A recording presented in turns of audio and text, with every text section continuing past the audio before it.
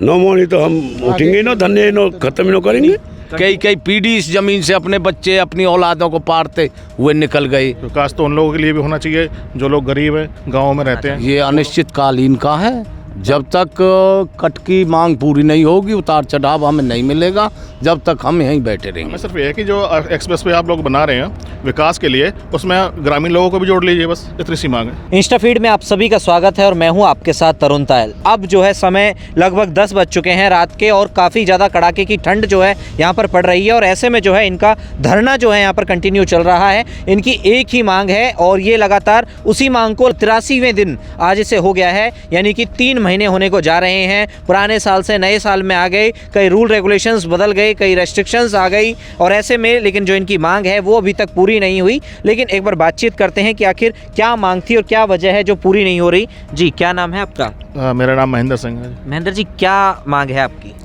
मांग ये है जो ग्रीन एक्सप्रेस वे जो बन रहा है जेवर टू फरीदाबाद के लिए जी, इस पर मोहना गांव की काफ़ी ज़मीन गई है, एक्वायर हुई है। कितनी? लगभग 44 एकड़ जो गोल चक्कर के लिए गई है, सिर्फ जी, रोड के लिए अलग है। तो यही मांग है कि यहाँ पर जो उतार चढ़ाव दिया जाए, वो इसलिए मांग है क्योंकि सरकार कहती है कि विकास के लिए काम कर रही है। तो विकास क्या सिर्फ अमीर लोगों के लिए थोड़ी है, विकास तो उन लोगों के लिए भी होना चाहिए जो लोग गरीब हैं, गाँव में रहते हैं, वो लोग भी इसका फ़ायदा उठाएंगे। क्या लगता है किस वजह से पूरी होने में नहीं आ रही आपकी ये मांग? यही बात समझ में नहीं आ रही कि सरकार घोषणा करने के बावजूद भी इसको पूरी करने में सक्षम नहीं लग रही है। सरकार की तरफ से ऐसा कोई वो भी नहीं आ रहा कि इसको पूरी करेंगे नहीं करेंगे, तो इसलिए धरना लोगों ने लगाया है। अगर मैं गलत ना हूँ तो जो मुझे पता है, जहाँ तक आप लोग जो है शायद धन्यवाद करने भी गए थे मंत्री जी का, मंत्री जी कार्यालय पर कि कट मिल गया है, मंजूर हो गया है, वो सब क्या था?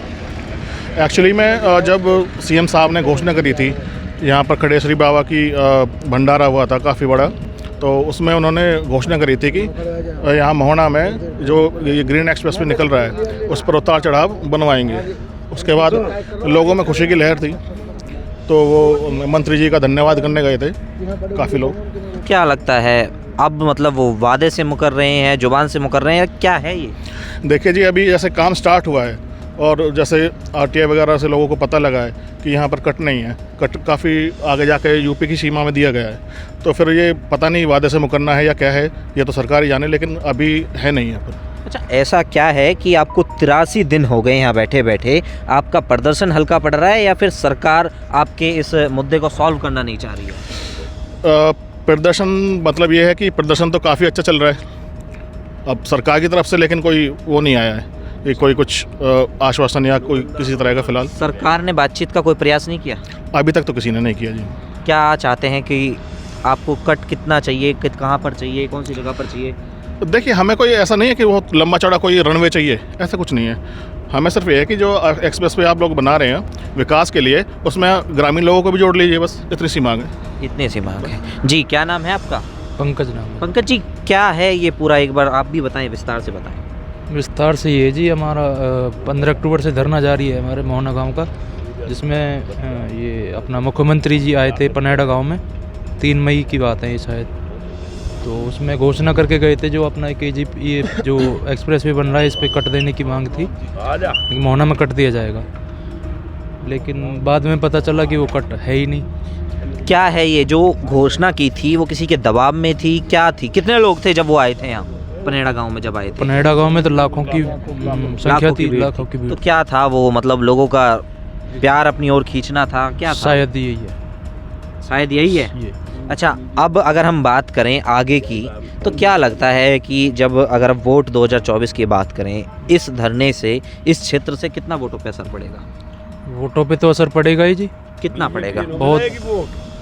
बाकी गांव में अपने जो धरने की समिति 12 गांव हैं और 12 गांव तो ये आसपास के हैं जी, और लगभग जो 50 गांवों के लोग हैं उन लोगों ने अपना सपोर्ट दिया हुआ है धरने को, तो मोस्ट प्रोबेबली देखो इससे बिल्कुल अफेक्ट पड़ेगा जी वोटों। नहीं, अगर हम धरने की अगर हम जगह की बात करें तो जगह का देखकर लगता है कि अच्छी खासी भीड़ यहाँ रहती होगी। जी बिल्कुल, यहाँ बिल्कुल भीड़ रहती है, बहुत अच्छी खासी भीड़ रहती है। अभी तो सर्दी का टाइम है तो लोग ज़रा सा हिचक रहे हैं, लेकिन दिन के टाइम में काफ़ी भीड़ रहती है, रात में भी काफ़ी भीड़ रहती है। अच्छा, ये बताइए कि कितना फ़ायदा लोगों को होगा यहाँ कट मिलने से? कितनी आबादी है आपके इस क्षेत्र की, जो ग्रामीण क्षेत्र आप 12 जो गांव बता रहे हैं, 10-12 गांव? देखिए, अकेला मोहना गांव है, इसकी आबादी लगभग 15,000 है, तो आसपास के 50 गांव और जोड़ लीजिए, तो उनकी आबादी भी लगभग किसी की 5,000 है, किसी की 7,000 है, तो लगभग 1,00,000 2 लाख लोग हैं जो इससे फ़र्क पड़ेगा। अच्छा, अगर हम बात करें सत्ताधारी पार्टी की, इलेक्शन में सत्ताधारी पार्टी के वोट बैंक पर इस कट को ना मिलने से कितना असर पड़ेगा?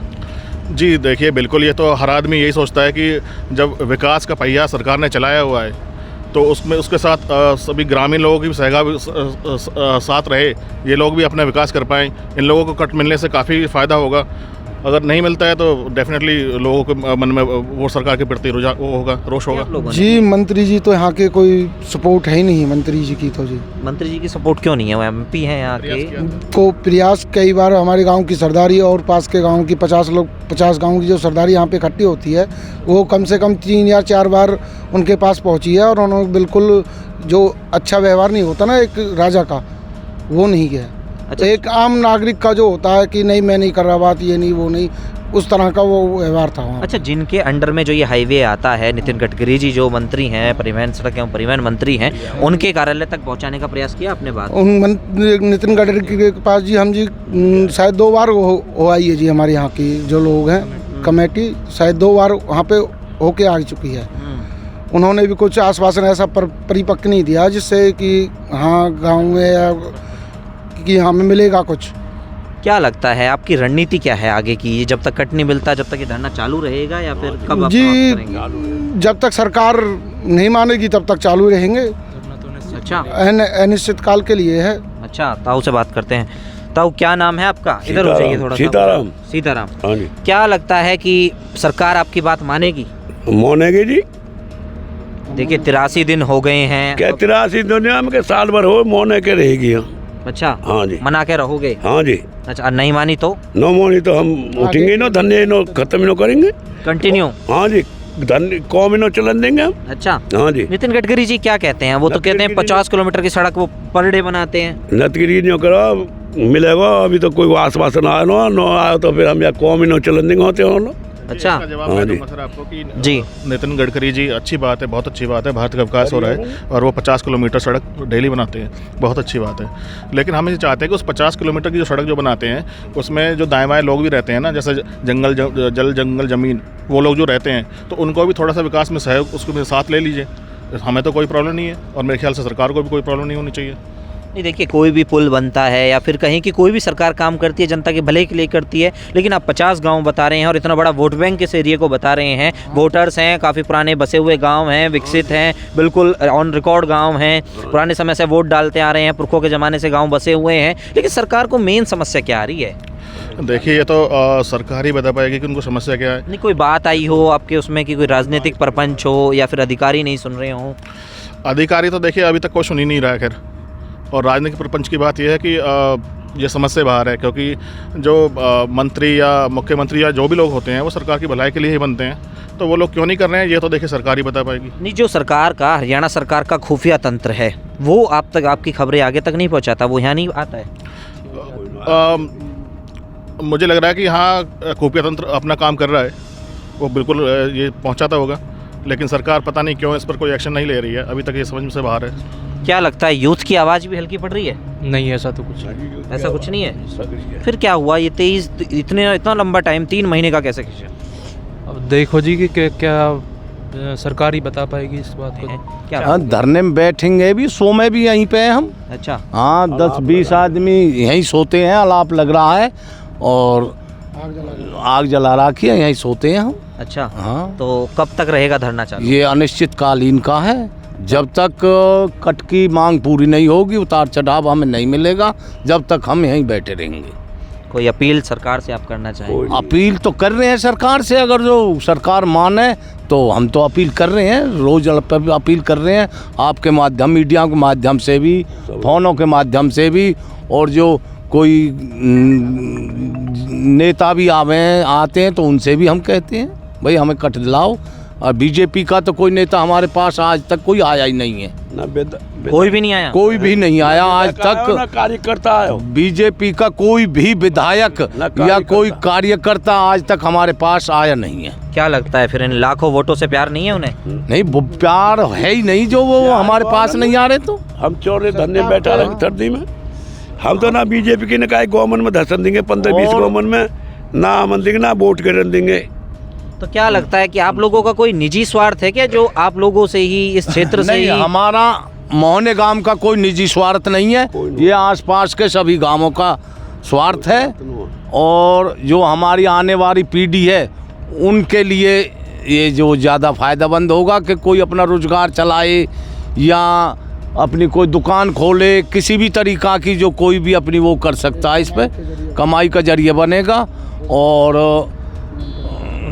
उन्नति आएगी। कुल मिलाकर बात यह है कि जो हमारी आसपास के जो क्षेत्र के गांव हैं उन्हें फायदा होगा। हमारी ज़मीन 44 एकड़ ज़मीन तो इन्होंने गोल चक्कर के लिए ली है और उतार चढ़ाव के बोले थे पहले, और 300 एकड़ ज़मीन अलग गई है हमारी अपने गांव अच्छा। की। हाँ जी, हमारे मोहने गांव की। जो इसके ऊपर जो सवारी चलेंगे उन्हें ही देखेंगे हम। गाड़ी ने देखने के लिए हमारी जो ज़मीन, हमारे जो इस ज़मीन से बच्चे पढ़ते, हमारे पुरखान की ज़मीन ही कई कई पीढ़ी इस ज़मीन से अपने बच्चे अपनी औलादों को पालते हुए निकल गए।